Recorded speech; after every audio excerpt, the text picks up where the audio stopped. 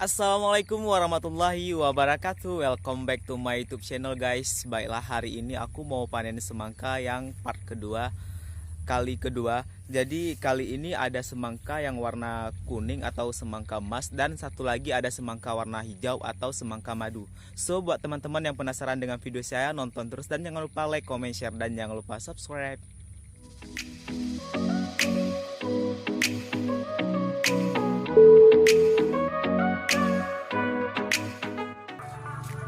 Oke guys, untuk semangka madu atau semangka hijau ini umurnya itu sekitaran 2 bulan guys. 2 bulan itu sudah bisa dipanen, sudah bisa dipetik. Untuk isinya itu, ini isinya kuning, cuman agak teksturnya itu agak kasar kayak buah pir. Isinya itu kuning, memang teksturnya itu kasar kayak buah pir teman-teman. Dan kalau misalkan melebihi umur 60 hari atau 2 bulan, biasanya semangka madu ini cepat sekali membusuk karena sudah lewat umur teman-teman. Dan untuk selanjutnya itu semangka kuning atau semangka emas, ini hampir sama juga dengan semangka yang hijau tadi atau semangka madu.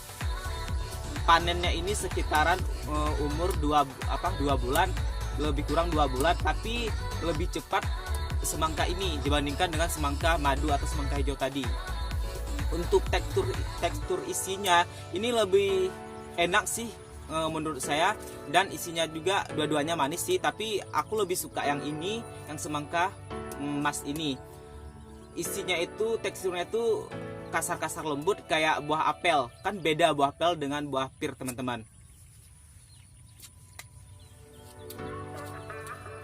Nah, kali ini kita bahas mengenai harga.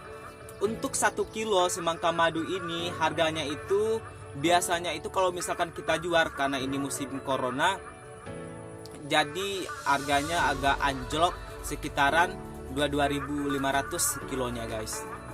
Biasanya kalau kita jual biasanya kalau misalkan hari-hari biasa yang nggak ada corona, ini harganya itu sekitaran bermanfaat untuk review semangkanya. Jadi buat teman-teman jangan lupa like, comment, share, dan jangan lupa subscribe. Thank you so much. Wassalamualaikum warahmatullahi wabarakatuh.